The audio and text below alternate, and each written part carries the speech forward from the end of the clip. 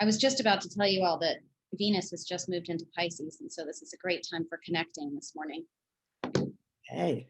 But at the risk of sounding woo-woo, I won't keep going. Instead, I will just say, welcome to the penultimate panel of Manifold's Digital Symposium on Experimental Criticism. This is the last panel with our contributors, so this is so exciting. And thank you to everyone who we keep seeing recurring faces and such great conversations. So I'm Jenny Cookson, and along with Emma Gomes, I'm the co-editor and co-curator of Manifold and the Symposium. And we're connecting from snowy Colorado. If you missed Emma turning her screen around, there's a foot of snow outside her window. And we would like to acknowledge that Manifold was founded and is based on land within the traditional territory of the Ute, Cheyenne, and Arapaho nations. So this panel is called On Form. And formal criticism conforms, is in accord with conventional form. That is to say, formal criticism is uniform, no matter how manifold its subjects. But as Gerald Prince noted in a piece that wondered aloud at criticism's proprieties, formal experimentation can enhance the understanding and appreciation of texts by mimicking them or pointing to some of their aspects through the very form it takes. Perhaps it can encourage us to reflect on what the tasks of criticism are and the most appropriate formal ways of fulfilling them are. So how do we extricate form from the formal? We might begin by acknowledging that a critique is also a composition, the etymology of which stems from the Latin componere, to put together, to collect a whole from several parts, from com, with together, and ponere, to place together. So we can reuse, rearrange, replace, reform the conventions of academic writing through formal experimentation. And indeed, this is the reason that we chose to name our new publishing venture Manifold. In reconsidering the formal, that is with the substitution of a mere dimensional variable, the mathematical version of the manifold, the shape of critique morphs from, for example, a flat two-dimensional essay written and published in conformity with the traditional academic formulae and discourses into a layering of multiple approaches and perspectives on the original object of critique. And our co-hosting press today, the 87Press, is a study in how dimensionality can turn press into platform, experiment into explosive, and we are so grateful for their support and comradeship in this venture. And our first panelist here today, Danveer Singh Brar, is an 87Press author, and he's joining us today to talk about his own experiments in critical form. He's a lecturer in the Department of Visual Cultures at Goldsmiths University of London. His teaching and research addresses the relationship between sonic culture, critical theory, and political radicalism in Black and post-colonial diasporas from the late 20th century to the present. Danveer is a member of Le Mardi Gras Listening Collective and Lovers Discourse. His second book, Tech Life, Ghettoville Esky, the Sonic Ecologies of Black Music in the Early 21st Century, is due in April 2021 with Goldsmiths and MIT Press. His first book, Beefy's Tune, Dean Blunt Edit, was published last year by our co-hosting press, the 87Press. And of that book, I think I will let Fred Moten speak in my stead. Moten says, to encounter BBF hosted by DJ Escrow through Danveer Brar's ears is to see Babylon through his eyes and to sense Britain, to uncover with accuracy, brutality, and beauty the complexities of its meaning through the social music, social vision, and social feel of those who refuse the Britishness that is withheld from them. Brar discerns Dean Blunt's rightful place in a cultural field where critical discourse and sonic dream are fundaments of a dub university curriculum whose various approaches show the absolute necessity and generativity of stealth, flaw, and the resistance to category. Blunt's love letter to the Blackness of Hackney deserves the most rigorous, gentle, erudite attention. Happily, Danveer Brar is here to provide it. So with that, Danveer. Thank you. thanks everyone at Manifold for inviting me to take part in this series. I haven't joined every session, but I joined last week's and had a lot of fun tuning in. I know Mark pretty well. We met on a picket line, and I saw a copy of Edouard Glissant sneak peeking out of his pocket on a snowy day on a picket line, and we started talking, and things developed from there. So I've just kind of put together some notes, which I've given a very temporary provisional title of Form and the Problem of England. What I'm going to do before I begin is just share a few links to things I'll be referring to in the notes, so people can kind of get a little touch more purchase on some of the things I'll be discussing. So I'll just drop them in the chat now. So that's out of the way.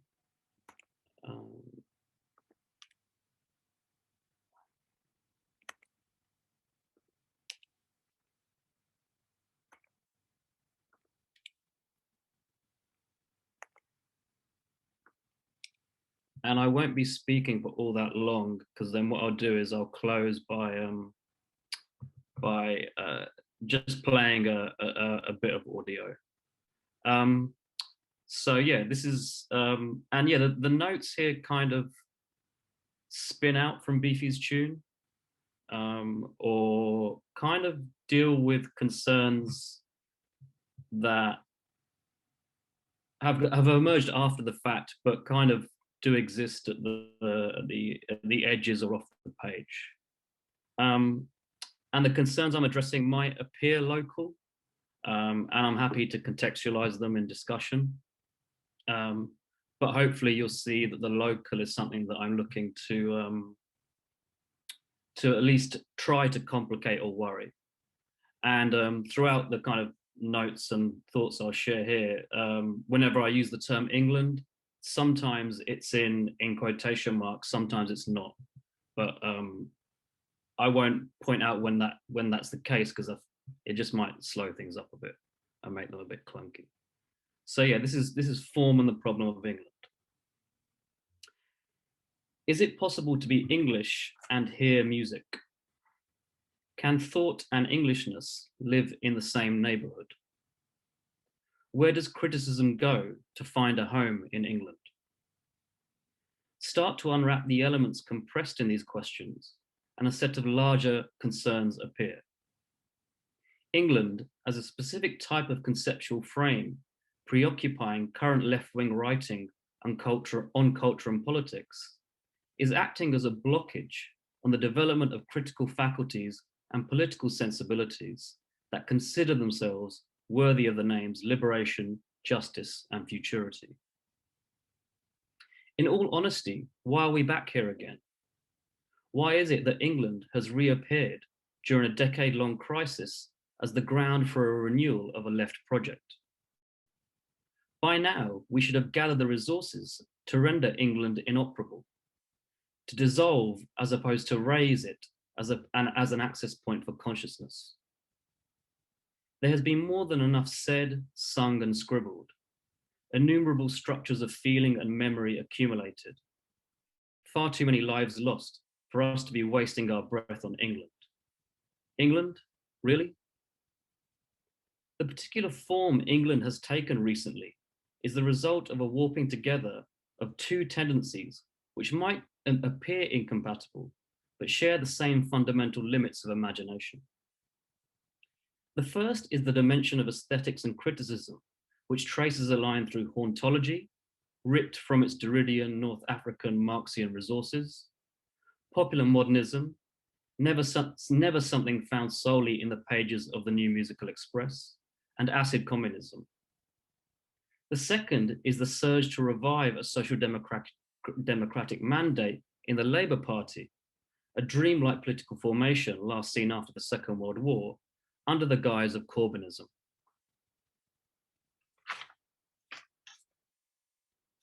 Fused in such a manner over the past decade and a half, England has come together in a certain type of thinking and practice as a nostalgia for a mid-20th century culture and politics devoid of all its structural failings, and visions for a new horizon organized around these faulty dreams. The problem here is obvious. Ontology, popular modernism, acid communism, and Corbynism, on their own terms and taken together, are incapable of accessing the world historical because their limits are provincial. England is a farcical accident of birth, nothing more. Such incapability becomes self-evident if we take a brief look at two instances of criticism, form, and the problem of England. Alex Niven's A New Model Island, How to Rebuild a Radical Culture Beyond the Idea of England, published with Repeater Books in 2019, is in many ways guided by the atmosphere of Echo and the Bunnymen's The Killing Moon, a 1984 recording which formally, as much as thematically, posits undecidable questions of fate, will, and destiny.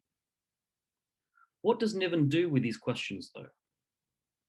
He calls for a 21st century socialism which can, in his term, renovate the geopolitical ontology of England and replace it with a, quote, dream archipelago.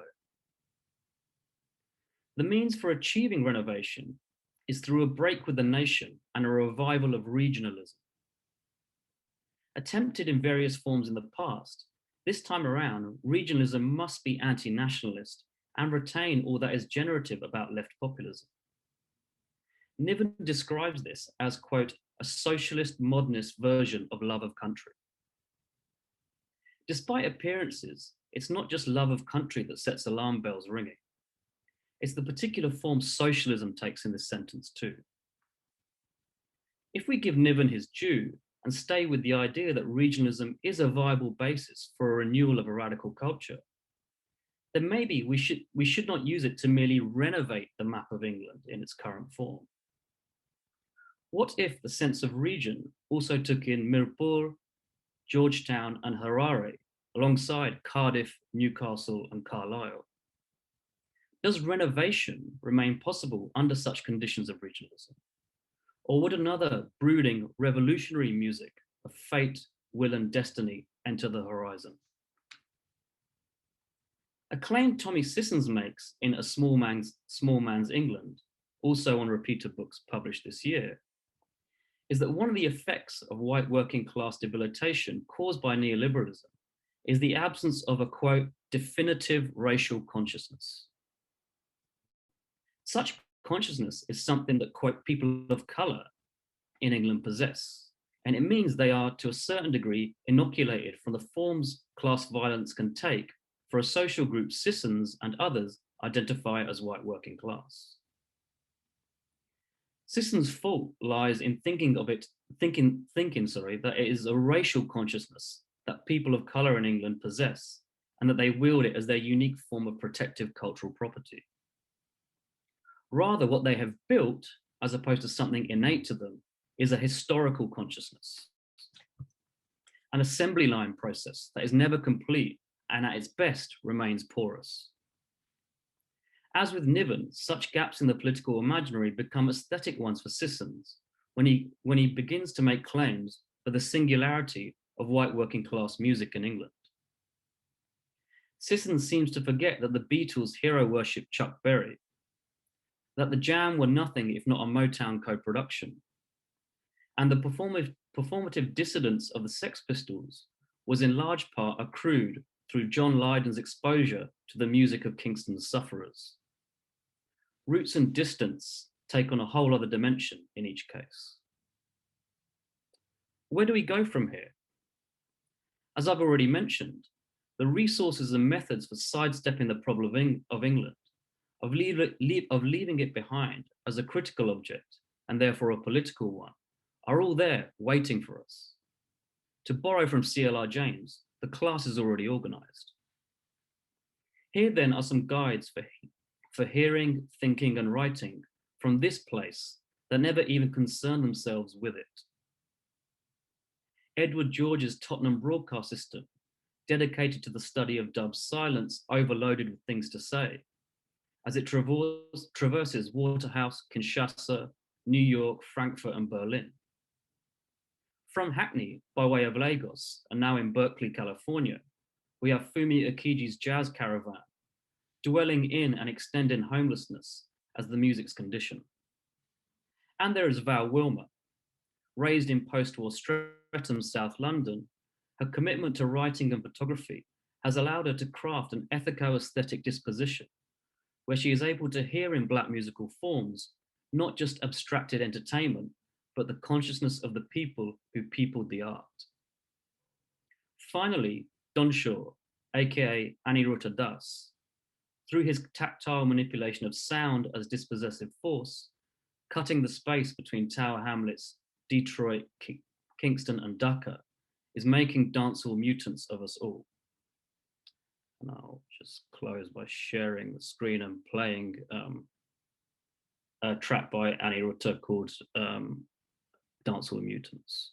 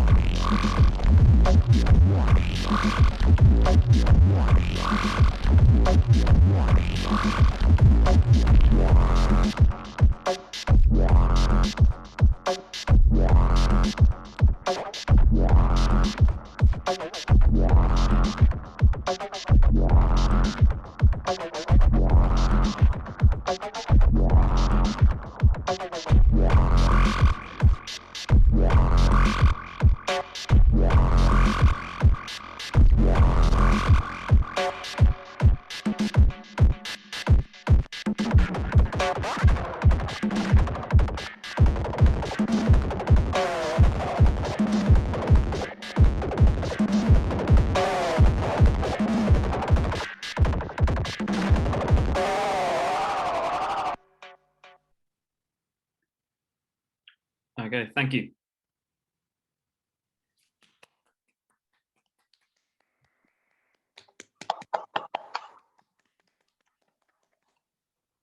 Thank you, Denver.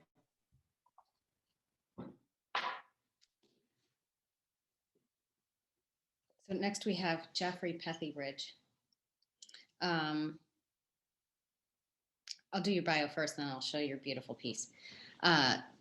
Jeffrey Pethybridge is the author of Striven, the Bright Treatise, published by Noemi Press in 2013. He teaches in the Jack Kerouac School of Disembodied Poetics at Naropa University, where he is director of the summer writing program. He lives in Denver with the poet Carolina Abide and their son, Patrick. Together, they curate and host the Lord Weary's reading series and edit Visible Binary. He is currently at work on a documentary project centered on the recently released torture memos entitled Forced Drift, an essay in the epic.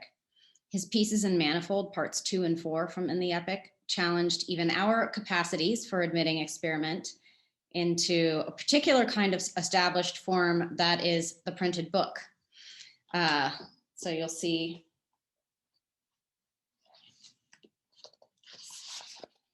as we unfold it here.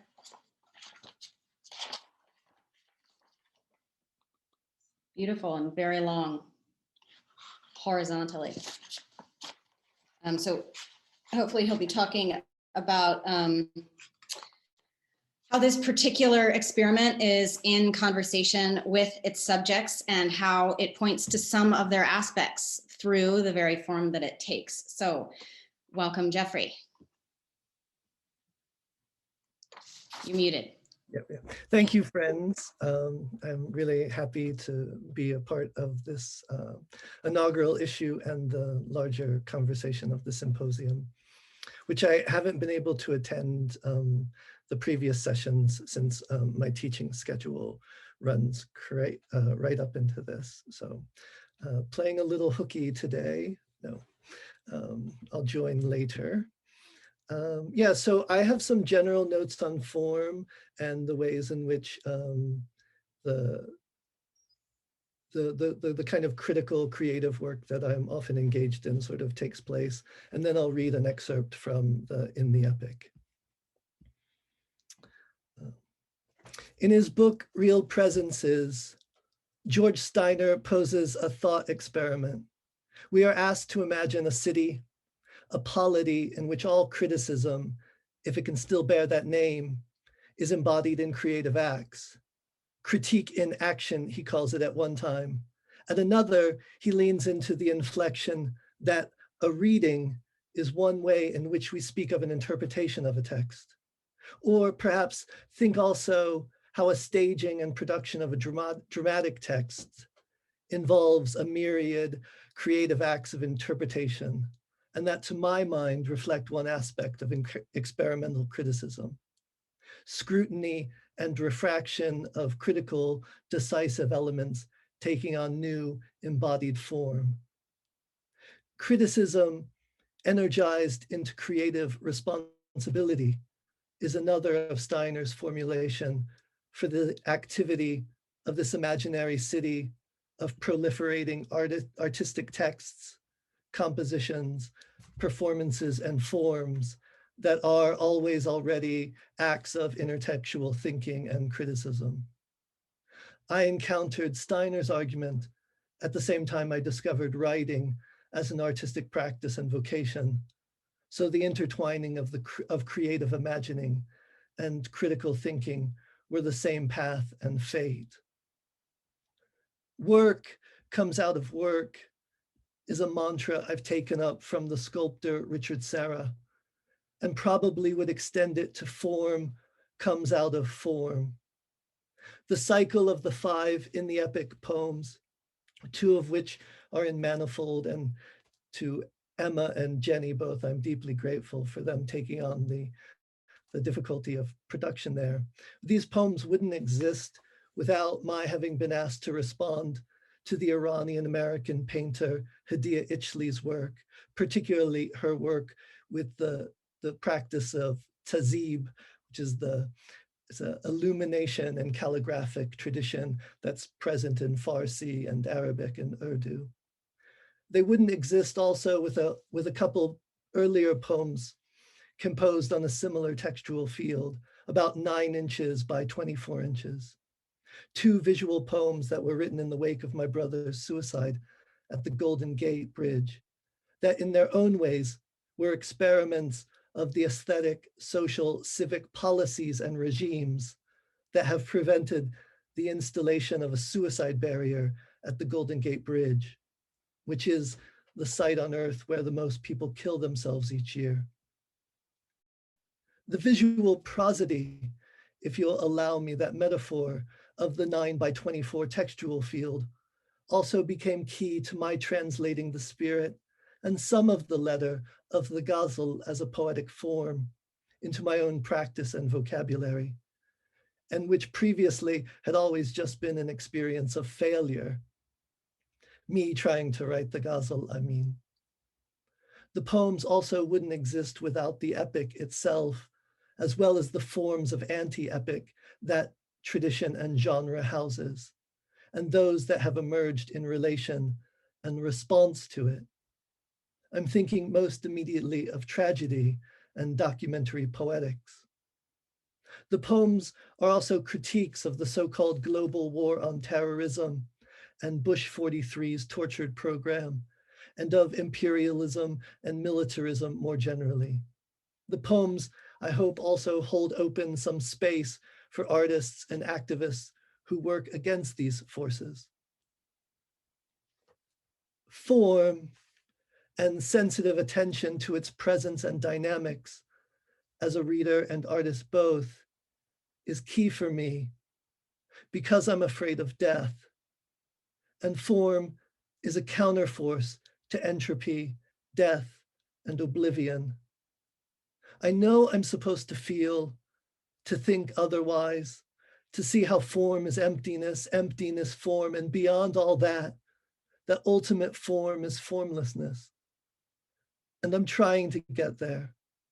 Yet for now, I home on to form as a reader and artist both, as a momentary stay or relent from mortal fear.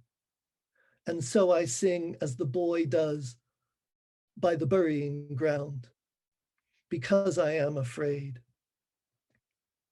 In one of her quasar poems, after leaving form behind in its own undoing, Cecilia Vicuña writes, "A poem only becomes poetry when its structure is made not of words, but forces. Poetry is force." And for my part, which is likely errant, since when is it ever smart to contradict Vicuña? Form is a force, a counterforce to our and the world's extinction.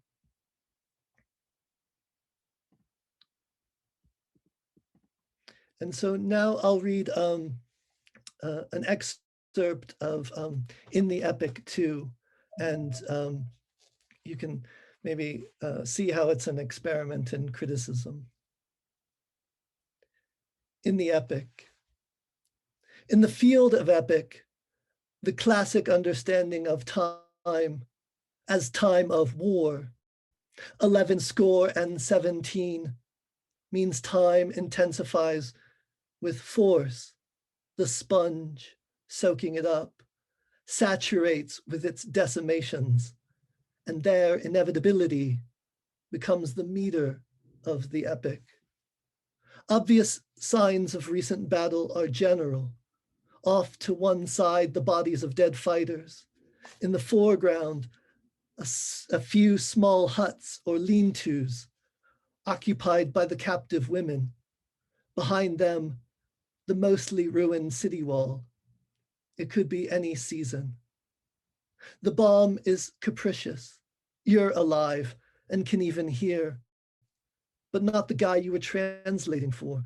The stunned dog, wild, whining through its deafness, silk, tatters, flames, slick everywhere, and all of it reflected there in the oil black mirror of the security suburban, like a city in a bottle, an oil world, which is the epic inside the epic. In the virtual reality of the underworld, the data map glows white, blue, electric as the virtually nameless dead, almost just smoke now, proliferate, while at the podium, the unhappy hegemon recounts the hard choices of his epic.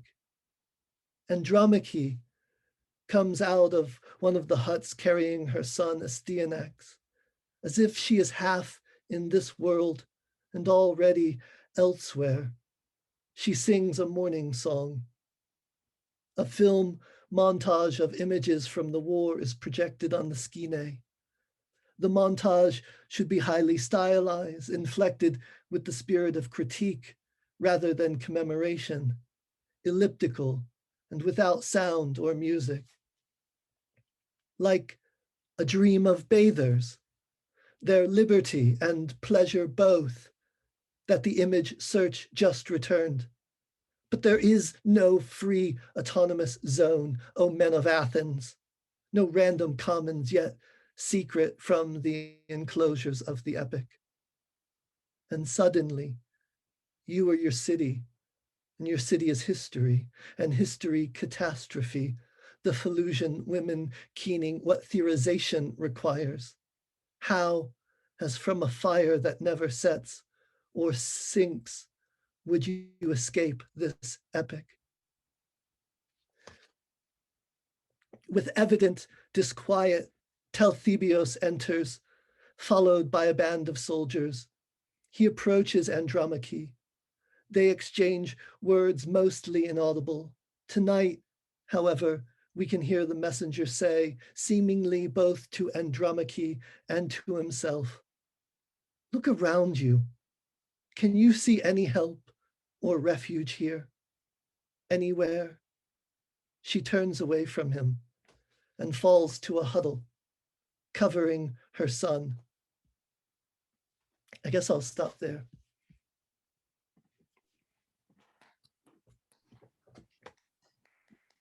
Thank you so much, Jeffrey. Yeah, please do feel free to unmute yourselves and make actual noise for our panelists. Woo! All right, I will move on to introduce our next panelist. Ella Longpree is an author, musician, and performance artist. Her first book, How to Keep You Alive, was published in 2017 by Civil Coping Mechanisms. And a French bilingual edition of her chapbook, Apocalypse, originally published by The Loon in 2016, is due out from Le Clé 9 in 2020. Previous chapbooks were published by Aust and Monkey Puzzle, and she currently has work in Jubilat and Pulp Mouth. Ella teaches at the she teaches poetry at the Lighthouse Writers Workshop and at Naropa University, and she's earning her PhD from the University of Denver. Her piece in Manifold inhabits the gaps of poetic thought. It incorporates a documentation of her process, which disrupts the linear critique. As such, the text enacts what it is reaching for, an asignifying practice that produces and resides within rupture. She defines atempopoeia as an aesthetics of noise that is not melodically wedded to a progression of time. And as she takes us through her readings, it becomes clear that not only is she exploring time and noise in the text she is reading, but rather that her own writing has taken on her atempopoeia as she sketches out diagrams and reaches her own definitions, creating a new terminology welded from the material of the cosmos, music, linguistics, and time. Ella can usually be found in the woods, but we are so grateful that she's here with us today. And I'll turn it over to you. Thank you, Emma, for that beautiful introduction, for that comprehensive introduction. I think we could just probably play what you said as my panel presentation. And thank you also to Jeffrey and to Dan Veer, for presenting today, and to Jenny and Emma for having all of us here. Before I start my presentation, I just want to play a quick track for you. And also, in full disclosure, my heart is beating really quickly. I think it's been so long since I've been amongst people in the solitary pursuit of the PhD that even on Zoom, I'm like, oh my God, there are so many people here today. Okay. So we're going to start by just listening to the sun.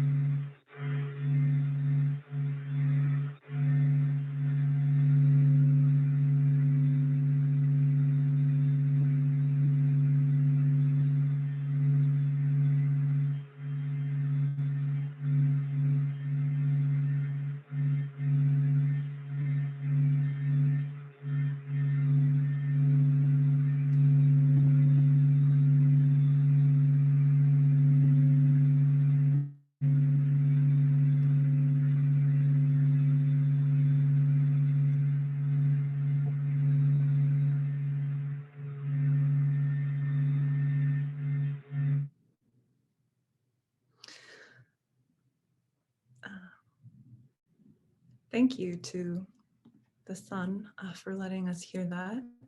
And I wanted to bring in that recording for a few reasons. One of them being one of the authors I'm going to talk about briefly today, Jane Gregory, in her text, My Enemies, talks about the sound of the sun playing on a loop.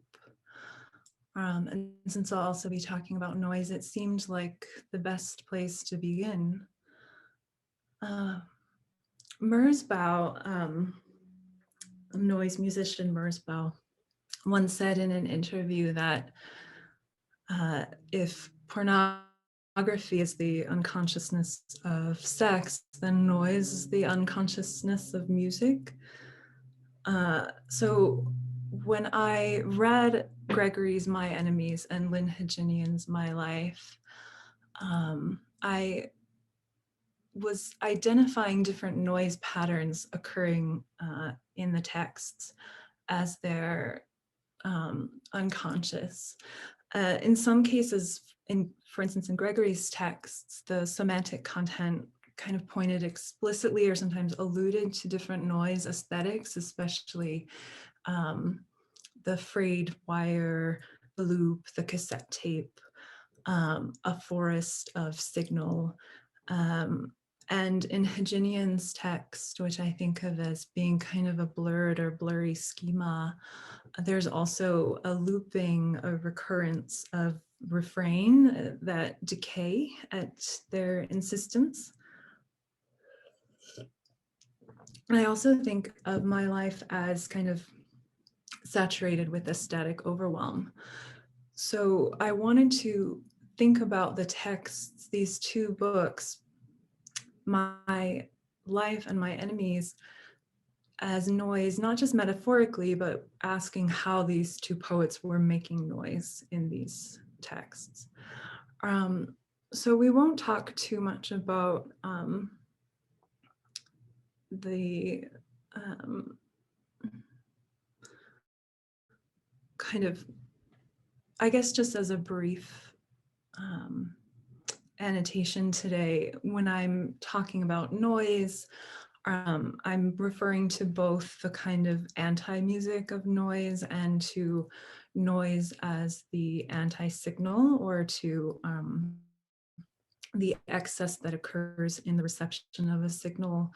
But I'm also interested in troubling these terms, which is kind of what the essay is about, in thinking about noise as signal, and not just kind of as artifact of signal or of reception. Here's a little graph that I drew that I actually won't talk about today, but it's in the essay. So I'll start instead with consonants and dissonance, which to me are synonymous.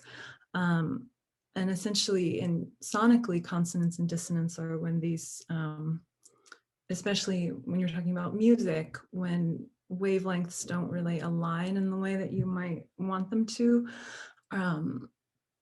I think of it as how wavelengths correspond. And so I was interested in kind of tracking the consonants and dissonance in Heginian's My Life. And especially given her kind of situation as a language poet and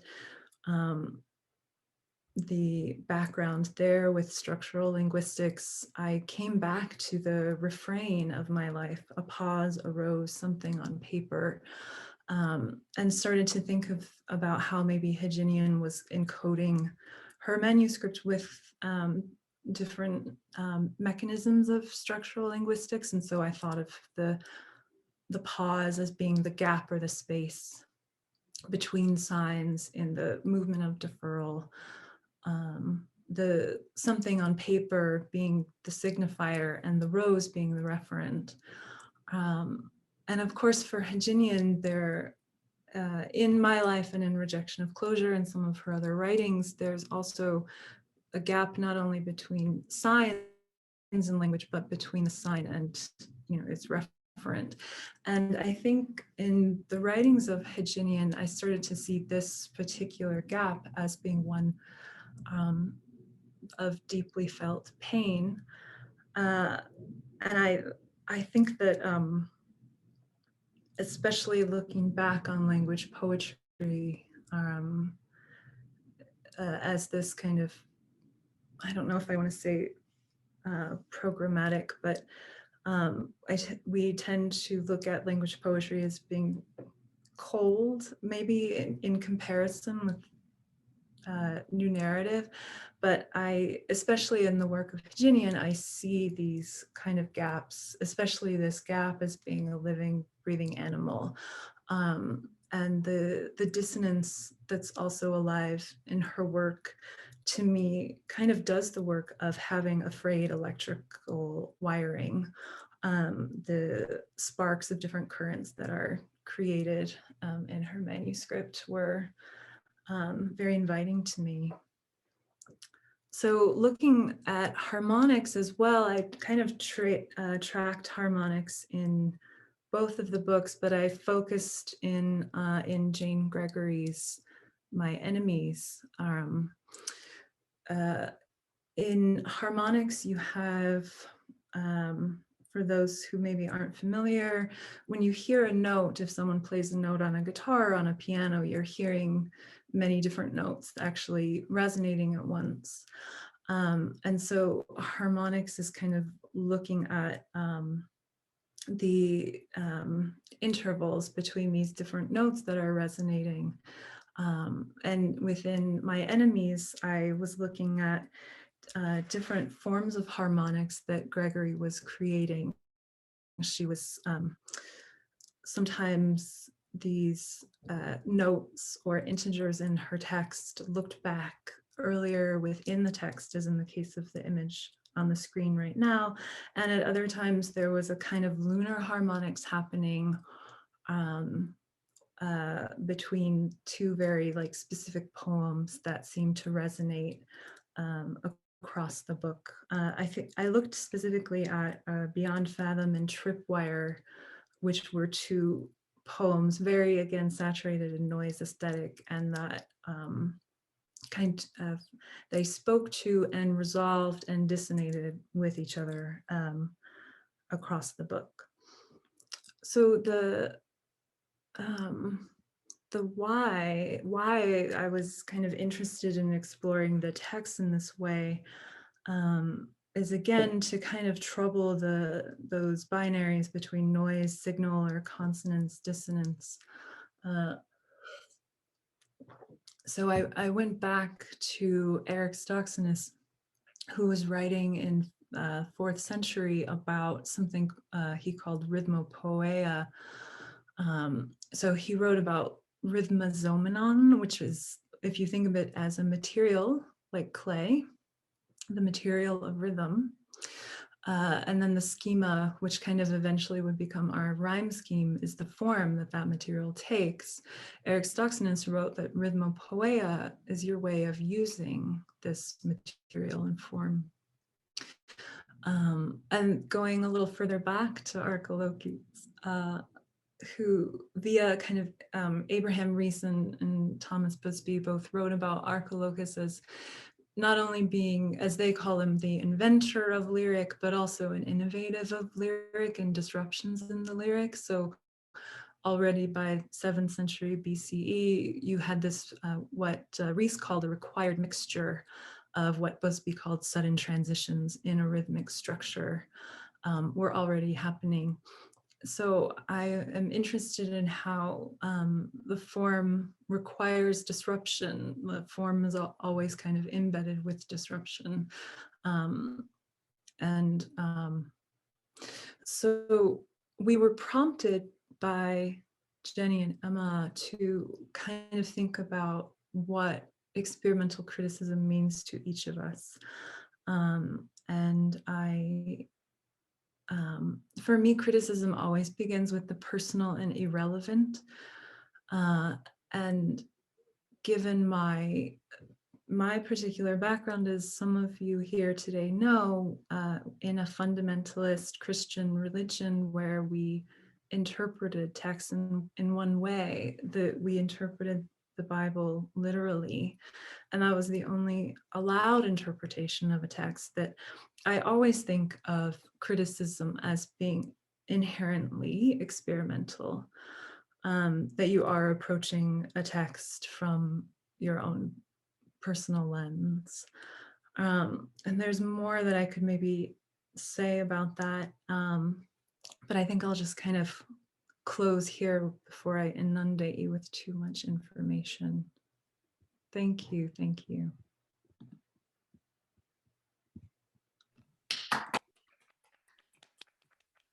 Thank you, Ella.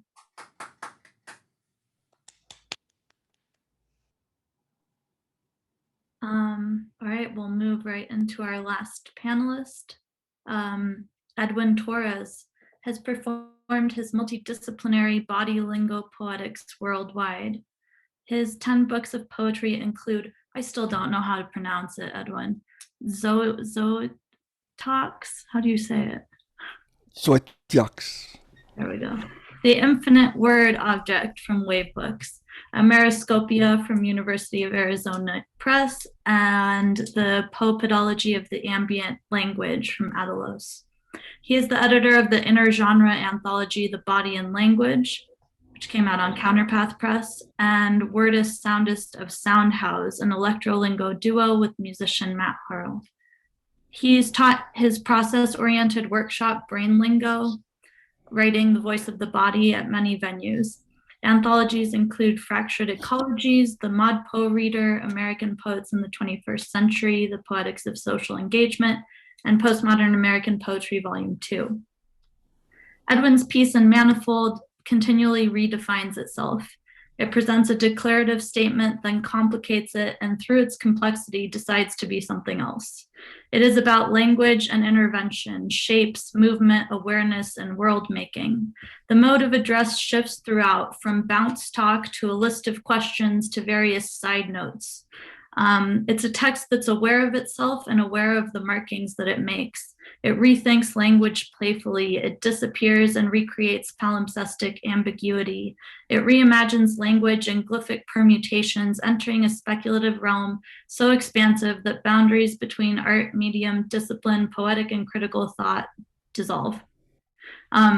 Edwin and I were talking a little bit about this yesterday, but it made me recall William Empson's 7 Types of Ambiguities, where he wrote that the machinations of ambiguity are among the very roots of poetry. And I think Edwin carries this thought further and allows us to imagine what basing our critical thinking in ambiguity could maybe generate. We're so grateful to have this imaginative realm maker here with us today and for his vision. And he's been very supportive in this symposium as well with his attendance. So thank you, Edwin. Thank you. Thank you all. Thank you, Emma and Jenny, for all you do. Thank you all for your presentations today. It's so great to have a forum to just present your ideas and to see how they change in the presentation, change for yourself as well. What I did is I took the piece that's in the journal and I repurposed it. So I'm using excerpts of the piece and new pieces, and I'm going to be showing visuals for that. So I'm going to share the screen here. Bear with me for 1 second. Okay, here we go, here.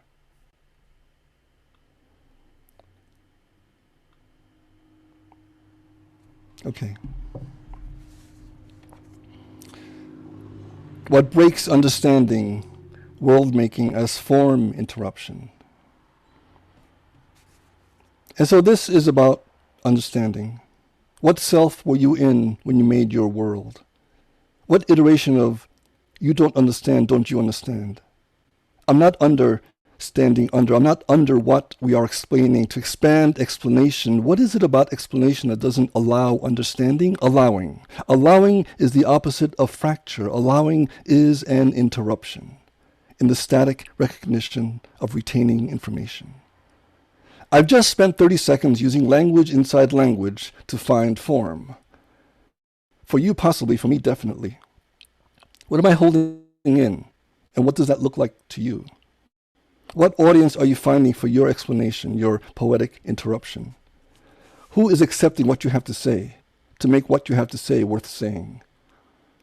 When speaking to a room of like-minded searchers, the navigation is more easily translatable when we navigate together. GPS 101. Talking as humans, what art does. Talking as humans about humans, what form does. Talking as humans about how humans are talking about humans, this. I'm interested in the high, low, and where the median represents depth, depth. Language interrupts. Where does poetry fit in? As a citizen of time, what tool works best for me? Echo, bounce, move, movement, hieroglyphic marks that dictate choreography via speech.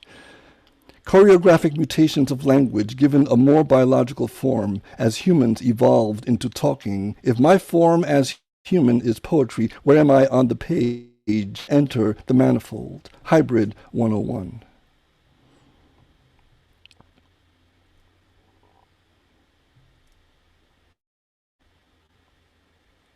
Side note, I had an entire thought process taken from me, easily. One morning, I had it all figured out, this very essay on my mobile device, in my notes. I wrote in that just waking haze where cortex and search are indistinguishable, what would be the basis of a linear settling wrought out of human manifestation. Gathered among the inner foldings of cerebellum, the one crevice from which I could hang an entire philosophy from. Lost. In my handheld device. It was witching hour. My other self visited to explain other selves. Seemingly perfectly arrived at conclusions appeared. Caught. Now gone. Unsaved in blurred reality. Pre-wake up. Post-dream state. Where truth relies on errors in judgment to not cloud truth. Where the just awoken psyche engages decision. Where the human container has yet to relinquish its most vulnerable, unemotional state. I offered my blood to the spiritual handheld device. I gave you my body, I said.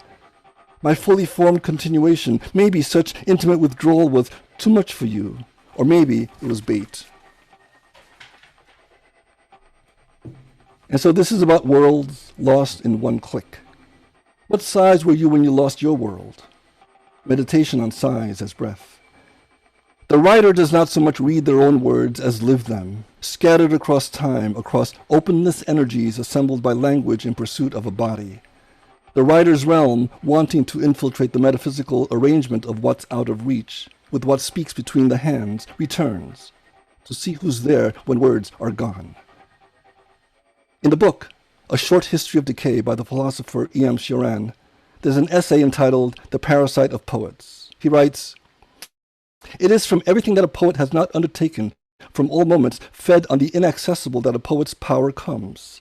If existence is found to be a disadvantage, it is then that expressive faculties are reinforced and inspiration dilated. Poetry expresses the essence of what cannot be possessed, its ultimate meaning, the impossibility of all actuality." And so, the return to impossibility is addressed once existence is gone. Once meaning is gone, actuality enters. A very poety sort of thing, that action of entering and displacement. Or as Japanese philosopher Dogen Zen did, forgetting oneself is opening oneself. And then from that same essay, E.M. Cioran writes, "The poet would be a deserter of reality if, in flight, the poet failed to take their suffering alone. Unlike the mystic, the poet cannot escape themselves, nor leave their obsessions. Their ecstasies are incurable. Unable to run away, for them everything is possible except life." Separation is no. Apart has come to mean. Different is no longer. Strained against is part. Inclusion as scenario not, as law of attraction, as accumulations of wired abilities, what you and me call talk, as that I find the rupture to mend again what breaks, still is what keeps me alive. And so this is about awareness, our seventh sense, proprioception, awareness of our space, often blocked by self converging against self. If resources were cultivated to work in unison and unlock deeply established patterns, our sixth sense, thinking and balance, could lead to the seventh sense, and a pathway for greater awareness could open. To be warmly subatomic, and yet note my emerging qua converging. If I say almost done, I bounce lost you already. So that my bounce talk is about the waiting for you to listen, and my bounce hold is about the intimate void, my linguistic supernova to eclipse inward, proximity 101. Ground into stem by exterior dome, into cerebellum by inner diaphragm. And so this is about realm making, the poet's task, to bring the deepest levels of reality out of the unsayable, the Orphic explanation of the Mother Earth access, divined out of the body, so that my hand becomes the air it waves in, the instrument to capture nature, encoding the sensory with interruption. In 1915, the Russian artist Kazimir Malevich isolated society's chaos to a black square on a blank canvas. Black square, a cry against the past, a minimalist world maker intent on bearing truth to protect instinct. In the painting's first gallery appearance, it was brazenly placed in the highest corner of the room, where religious iconography had traditionally been displayed. How are we forced to bear, earth, sky, human, the heart to invent a world, in the human, the interruption of the group? Are you ever of the group? The misheard observation, the unsayable instinct. Are you maker or user? Of particle earth, Saturn's rings, all particle. Here's a super word I invented, the numerion, from nothing to phenomenon, relocated out of your layer. Who are you trying to fix before your own configuration? Whose error did you fill with super words? Here's a view inside Saturn's rings from the Cassini spacecraft. Cryptic signifiers as language, visual noise as interrupters. What are we interrupting but cosmic privacy? If sound is a language for form, what do light waves for reality look like? But the swim of air. If interruption is a language for form, what do sound waves for static look like?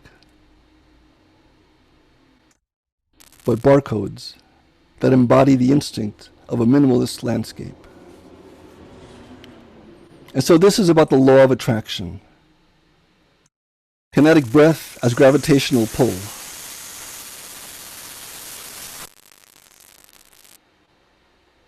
Word before word thought.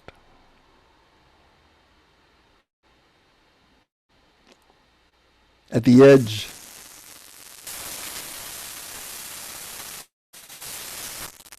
of edge. The law of attraction to attract into our lives whatever we focus on, so as to manifest that focus into reality. Think it, think it, make it, present it on a 2D surface as basic black shapes on a white background. The graphic landscape of a page as a clean slate. Negative absence against positive absence. Allows for letter inventions to conform to recognizable shapes. Word sounds that define thought sounds we attract into our lives. The next step would be how to interpret our attractions to find the almost thought, which is there to fill in the missing cracks, and once inhabited to allow for misunderstanding between the senses, a between being.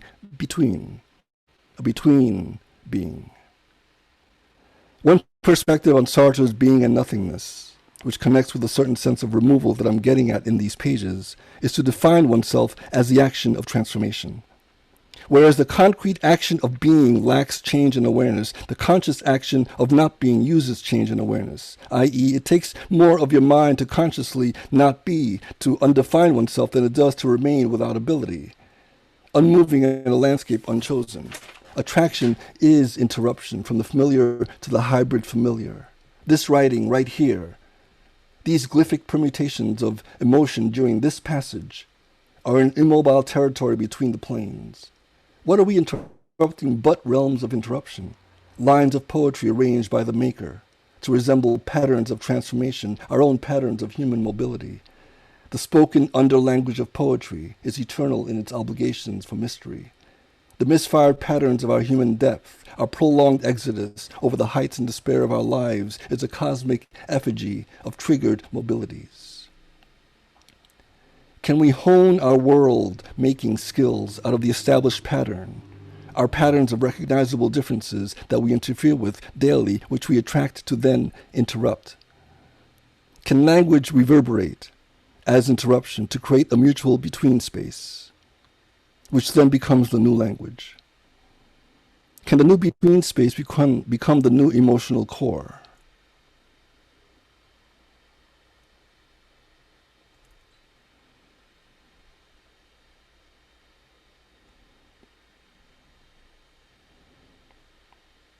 And so this is about the festering rot as obstacle course, a decomposition of rewormed spatialism as thought juice, hybrid 102. Wave on wave, knowing the wave function doesn't mean you know the form. I am allowed to change my mind because I am a thinking, feeling human. At the core of a thinking, feeling human, bounce poet. Scale time object have no particles, no sense. Note my subatomic language. Feral, sonic, photon, interferons, the pattern of slit forming, the phenomena of giving power to slit forming. Counter to wave forming is not interruption but a wave forming. To talk in ways that don't talk for us but are us. Accessibility does not mean engagement. Difficulty does not mean challenging. To offer allowance to the world is the method of imagination. To obstacle the method with intrusions of humanity is a danger of the endpoint, the nowhere to go of not thing. To paraphrase Pierre Joris, to be closer to difficulty is to be closer to human. Finally, to hear the interruptive electron's previous reality, to hear all interruptive electrons at precisely the same time. Language creates the paradox that nature embodies. To then understand that meeting point between an edge and its form. I come back to these notes, written specifically for you on my handheld device, to see if you've answered, reanimating emotions at every word. If I stare long enough at my handheld device, I can be there again and again, and your words will match mine. Written across centuries, reaching for connection, heartless when unrequited, lost for who but the one who wrote it. In his book, Carlo Rovelli, 7 who wrote 7 Brief Lessons on Physics, says science is about the seeing of things, which makes you wonder if poetry is about the seeing of seeing, about the continual kinetics of language to fall into itself, to re-energize its own infinite revisioning as a quantum pocket, identifiable as errata of time. That poetry transforms is not the question. The equation is that poetry emotes transformation. Thank you.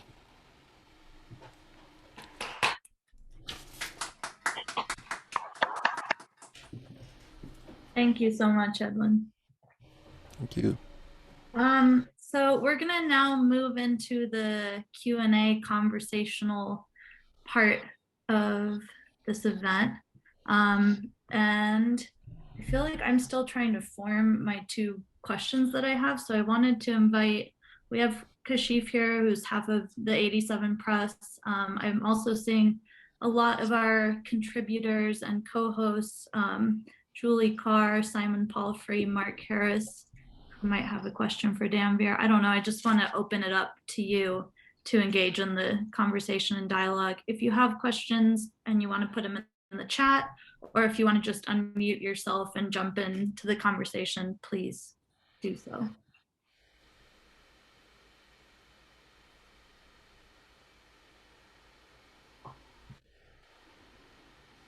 And if not, maybe I'll start with one of my half-formed questions then.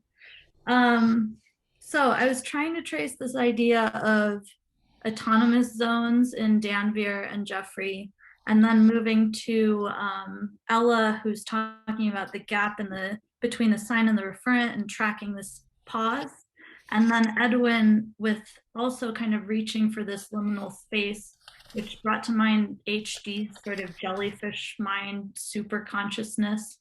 So I'm wondering about the gap and how you are all thinking about incorporating interruption into your work, and what kind of generative or speculative space that offers your own writing.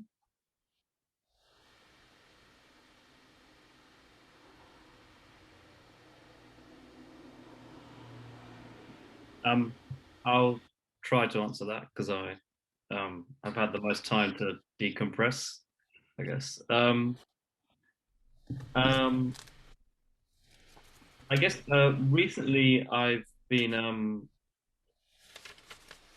kind of fooling around with 2 ideas or suggestions from 2 of the people I mentioned at the end of the notes I gave, one being Fumi Akiji and the other being Edward George.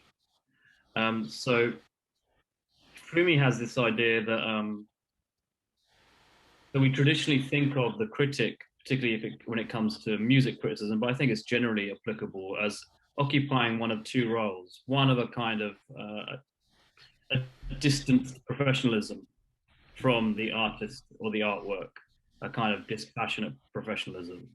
Or there's a kind of distance reverence, kind of like, okay, well, this is not an area in which I have expertise, so I'm only looking at it from the outside.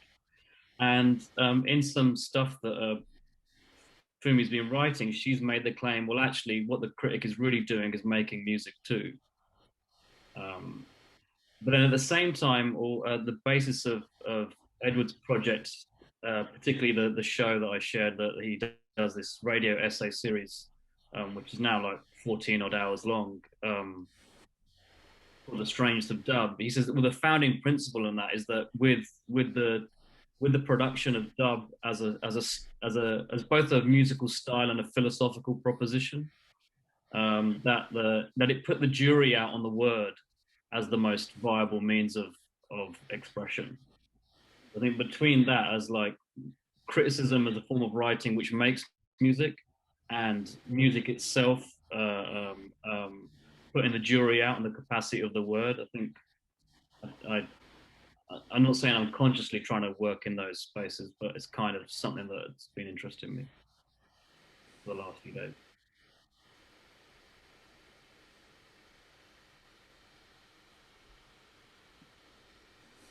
I love that, Danvir. I think I'm coming from maybe a similar direction around the gap, although I would frame it a little differently. I was recently, I think I actually saw that she is here today too. I was writing about one of Kristen Prevolay's books. And in the book, she uses the term gap and the term gape. And I was kind of drawn to those two terms and their relationship, you know, to gape.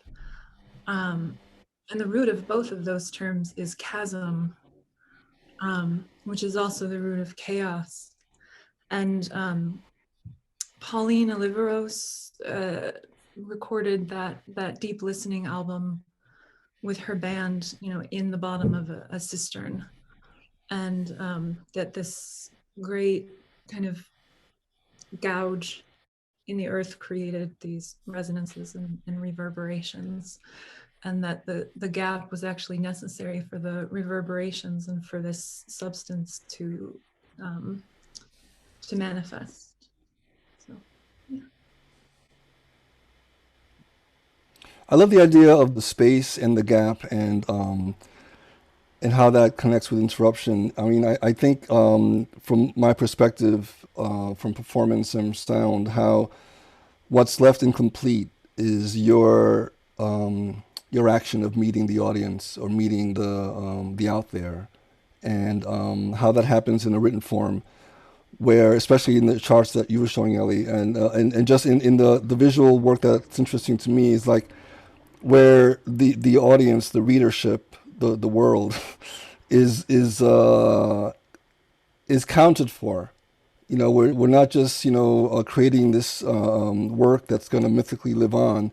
There's a meeting point that has to kind of connect, especially with dub, where the dub stuff was really fascinating because I thought, I love how I love music of all kinds, but dub has this great off step, like this kind of the beat that's almost missing but not quite, at least to my ears, and I love to explore that missingness in language and how that then creates the new connection, the new reaction, the new emotion in the written text. So it's kind of a tendril, a roundabout way of looking at what the missing or what the space does, especially in this time that we're in now, where we're all away from each other.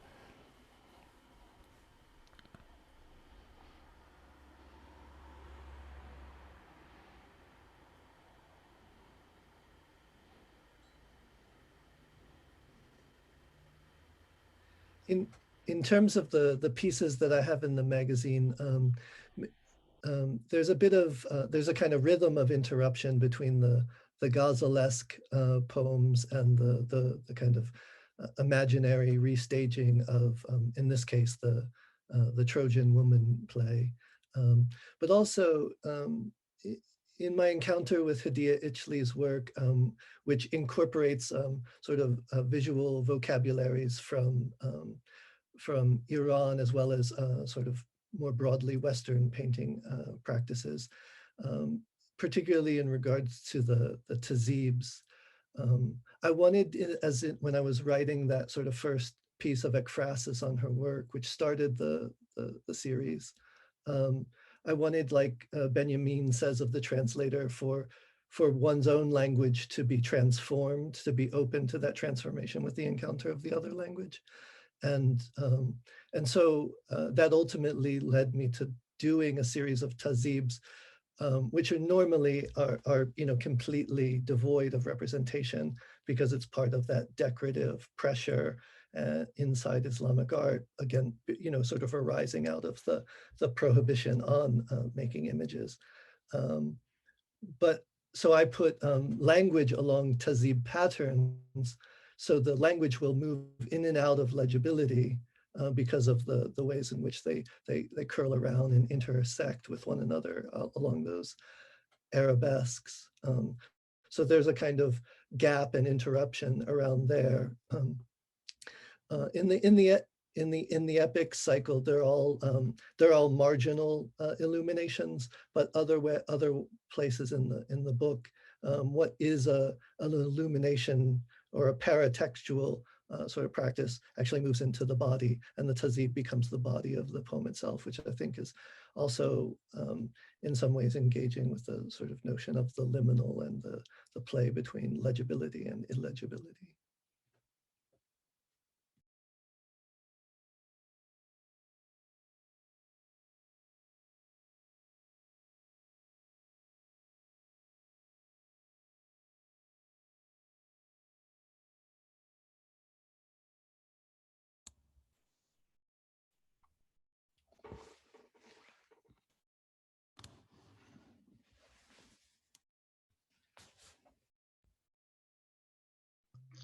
I wanted to jump in and kind of ask everyone a question, if that's all right.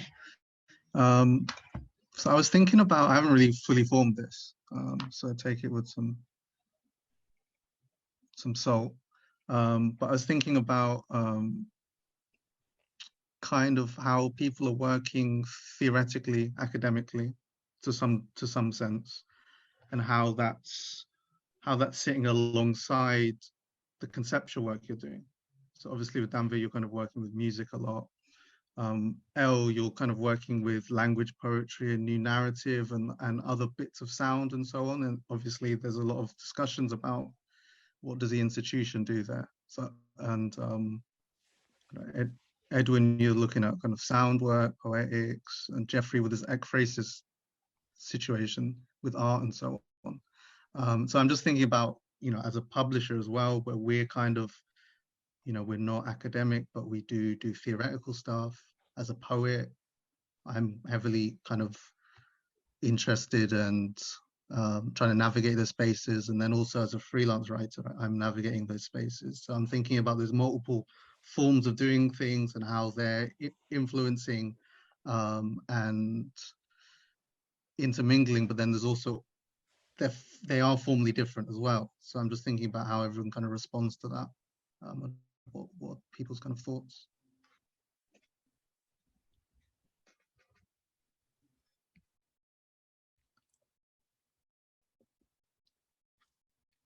I guess the question of theory is a complicated one and vexed one, because inevitably theory has genealogies and histories, and the university, has millions of faults and problems.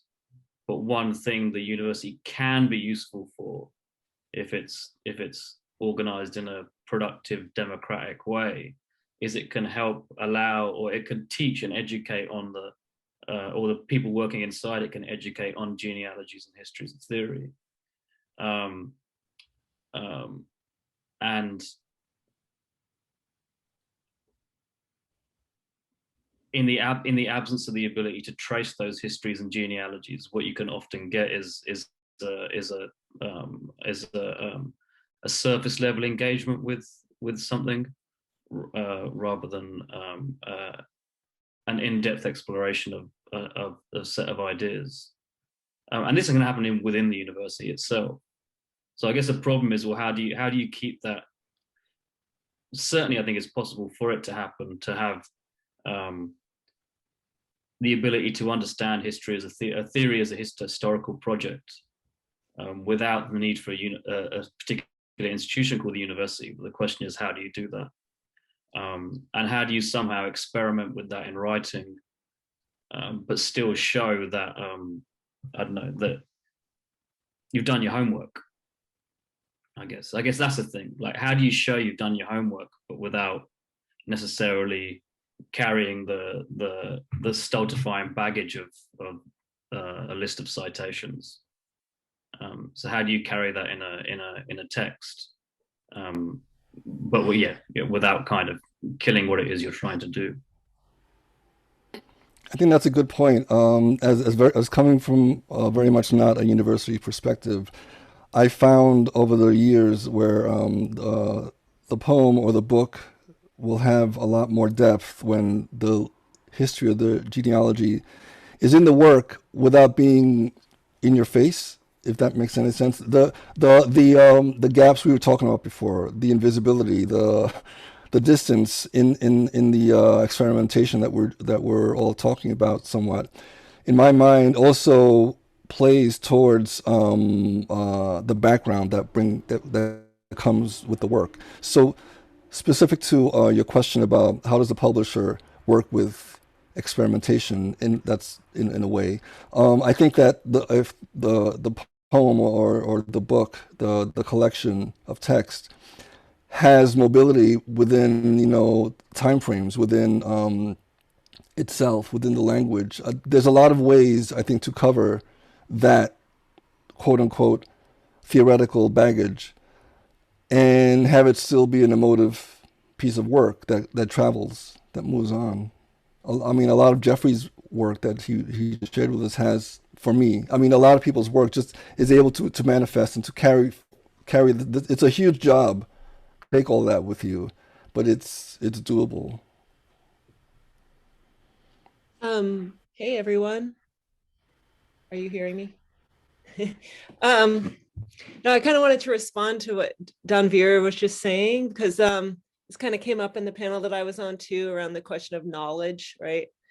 And I think we were talking about like whether or how important is it in this kind of work that we're doing, that we're calling experimental criticism, to kind of display one's knowledge versus to kind of let language move us, or move with language. And it seems like, I don't know, I just thought it was an interesting thing to say you have to show your homework, because maybe you don't show your homework, and maybe also you don't do your homework.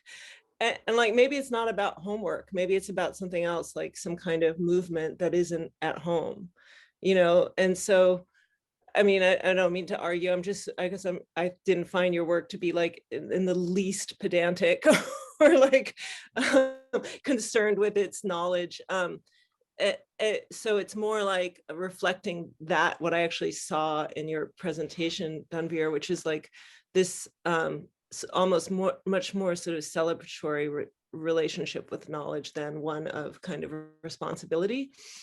But I think that this is exactly what I personally struggle with and what I'm working on. And I feel like some of us are kind of like veering more towards just doing the work of an artist, but letting other things in. And then some of us are kind of doing some other kind of work that is infused with our creative practice. And I'm like currently on that other spectrum of doing something else that is infused with some kind of creative practice. And it feels like the struggle to balance displays of knowledge, in my case, history, with movement, energy, the heart, whatever, blood, the body, is just incredibly beautifully challenging. And maybe that's all I'll say, but I love to be on that precipice and to see how far we can go. While sort of like holding that balance bar, so anyway, that's all. Yeah, I agree, but I would say that I didn't personally see a distinction between knowledge and celebration. Kind of a touchstone for me as someone who tries to write in some instances in the mode of criticism is someone like Amiri Baraka. And Baraka had a capacity to write about a piece of music and you could still tell, or it was enough of a hint that you could tell when he was saying words like form on content, you knew he was pulling that knowledge with him without it being there as such. He was entering into debates, but he was making sure those debates were happening in the public sphere. I think that's something that I always, I was educated by critics by reading them in newspapers, magazines, in books. I think criticism does have to do the kind of ghost at the center of a criticism, I think, is explanation. You do have to, I think, offer some semblance of explanation. What explanation that comes, what form that comes in is is up to us to experiment with. But I think criticism as a task has some pedagogical public function. It's kind of like that Billie Holiday song, Don't Explain, right? The song's called Don't Explain, but you listen to it and it's overpopulated with explanation. And it's something like that. The critic is in some way a teacher, a public teacher. It's a free education in a way, or not that free because you have to buy often the publications, but it's a kind of public form of education, I think. And I think it's important to keep that in mind, along with the experimental impulse as well.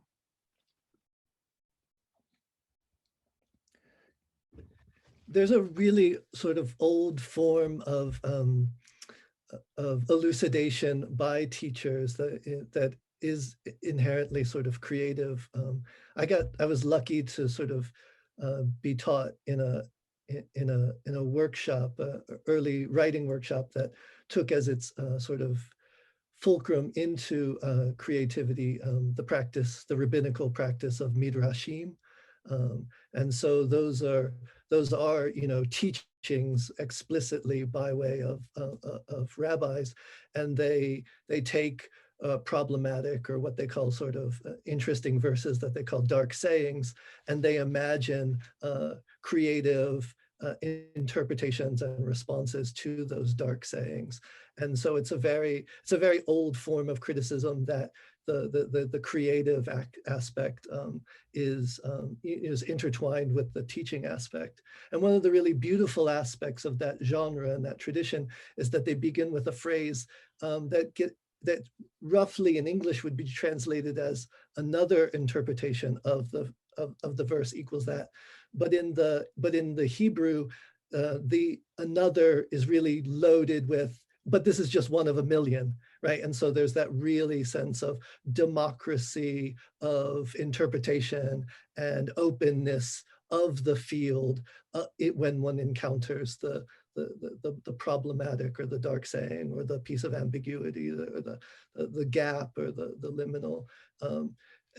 And so for me, it's always, I was never going to be a kind of critic proper, but early on when I was discovering writing as a vocation, there were these key moments where the two weren't shown to me to be opposite, as they often sort of are in kind of cliche ways, but are actually, deeply implicated, which is to say intertwined with one another.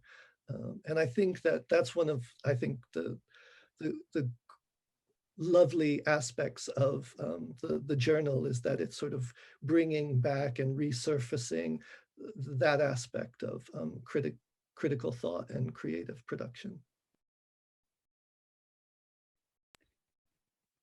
Maybe I'll jump in here just to say that this is obviously something Jenny and I have thought a lot about over the past year and a half, and this kind of balance between the creative and critical. And I was actually wondering if I see Simon Palfrey's face up, and I was wondering about his thoughts, because Jenny and I came across Beyond Criticism editions, and their manifesto was very similar to ours. So I was wondering if you could maybe offer some thoughts about this creative critical divide and how you're approaching it.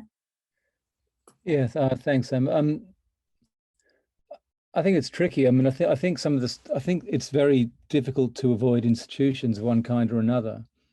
And even if we think we're in a separate one, we're not. You construct your own, a different sort of institution. And one thing that's quite striking, I was very interested in what you said earlier about this idea of ambiguity and the idea of ambiguity in criticism. And it's interesting, this idea that criticism should be explanation, which kind of, the idea of explanation is sort of defies, in a sense, ambiguity. Whereas my preference is, I prefer the Wittgenstein's thing about, rather than explanation, you go for just sort of description. I like that idea, but if you really try to describe something, that requires sort of incredible scrupulousness and attention and variety, and can absolutely countenance ambiguities of all kinds and self-division and all the rest of it. But I suppose one of the questions I've got, and it's to the panelists today, but also generally, is there's always this idea of publics is interesting, and it's I'm always kind of a little bit uncertain of what I think about this, because on the one hand, it's nice to have a public, it's nice to have publics, it's nice to have readers, but I know in my own work that I can completely lose a public that I have in for certain work that I've done in the past. I know there's a public there for it in sort of the world of Shakespeare, say, where there's lots of people who I know will read stuff, whereas I move out of that and that public's gone. And there's some sense in which, so who you're writing for? And I think one of the interesting questions I have is about is formal, because it's interesting. So for example, a few years, it wasn't that long ago that Derrida was incredibly difficult, or Deleuze was, you know, for most people unreadable, or you know, even Nietzsche or Benjamin, these guys, but these days they're not. They're kind of easy. Not easy, you know, Deleuze isn't easy, but you know what I mean? It's become normalized. And I suppose one question I have for the panelists is about the question of how much does if you're doing criticism, how much does it have to communicate in ways that people can understand more or less easily, or not? Or is it a question of writing things in a form which can, for future readers, for example, expecting that the sort of discursive practices will catch up? And that links also to this whole question of iterability, and you know, not everyone's writing within or for universities, but students of all kinds, all ages do matter, and you know, and they're sort of taught to iterate, aren't they? They're taught to repeat, you know, and I hate that, but at the same time, it's unavoidable in education. So I suppose that's the question I have, which isn't really the critical creative question. But it speaks to that, because the question of whether you're kind of the pressure to, or the challenge to be experimental and to communicate, I think is massive, and one that I don't think is easy. Anyway, I don't know if that was a question. I heard a question in there. I think for me, audience will always dictate form, and one of my own experiments for today, the piece that is actually published in the journal that I wrote for a class during my PhD, and revised it very little for the publication. And I don't necessarily feel with my different identities always welcome within the institution. So while I was writing the piece, it was specifically for that audience while also resisting the audience at the same time. My presentation today, the content of the work almost radically changed, because I knew I was presenting to people with Zoom fatigue and quarantine fatigue during a Zoom presentation. And I thought, okay, how can I make this pleasurable? And I felt an anxiety that my piece might not stand up with the other scholars on the panel, because I stripped away a lot of the actual content of even my central argument of the piece didn't necessarily appear in my presentation. But I think, I don't know if this is even this might be an unanswer to your unquestion, but the considerations of the audience are always present in my work, and especially coming from working class and poverty background, thinking about who am I reaching beyond the university, even if I'm operating within the university.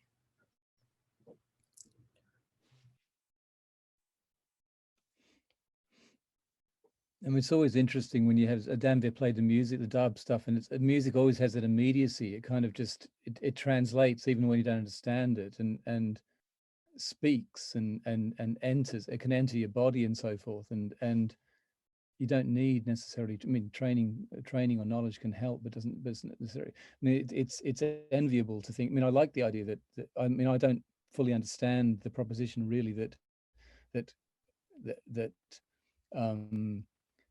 music might it will take the place of criticism, or be the language of criticism. I like the idea, but I don't know how that will quite work. But there is a kind of communicability and immediacy in music of all kinds, or noise. You've been talking about noise. It's interesting, and how words, discursive language, can stack up with that challenge or whatever. Yeah, I think one way to think about that is I was really interested with something that Jeffrey said about form as force. There's something that I wrote about, I've been writing about in relation to the Dungsha tracks that the track that I played, or the tracks that I've been listening to, is that it's a type of force in the absence of domination. Okay, so it's an acting force in the absence of domination. And perhaps if you want to think about, and what's interesting about that, if you think about the particular way in which dub works, it's dub is usually played on large sound systems around which people congregate, and there's an intense force to the music that's played. It's manipulating and playing with air pressure as much as with sound or music, and it's a force that can be felt through the bodies and the chests of anyone gathered there, but it's non-dominant. And I was thinking about, well, how about using that as a way to think about that relationship between knowledge and creativity and criticism as a show of force, but a non-dominant show of force. And that might kind of get to some of the questions about audience and readership. I think that the knowledge question is really important for me. I think it's critically important.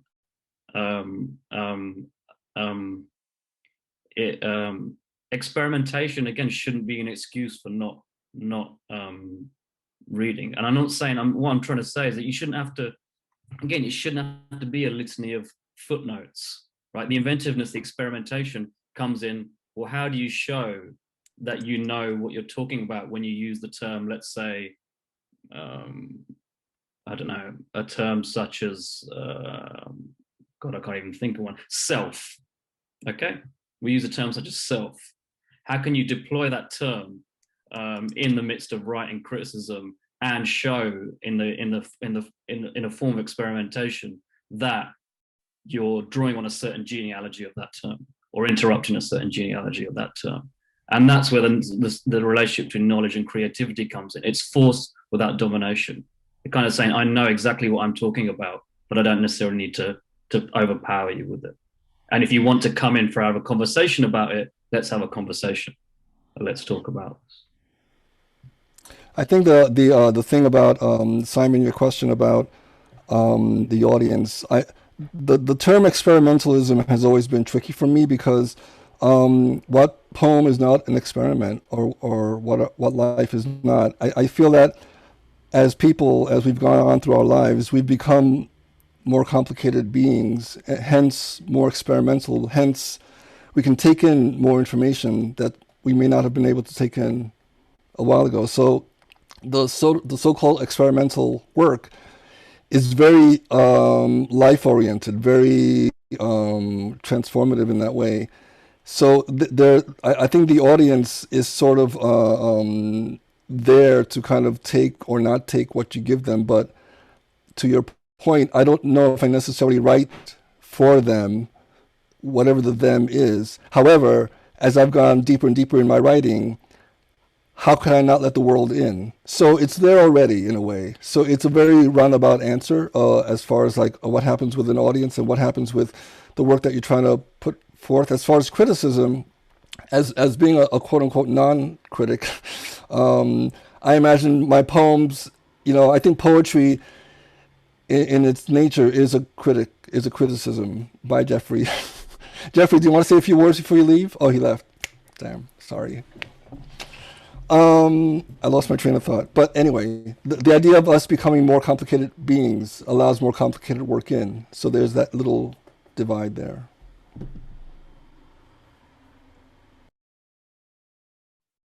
I agree, and I'm also curious to go back to what Danvir was saying earlier. I think I'm also interested in how different people are often asked to perform knowledge in different ways.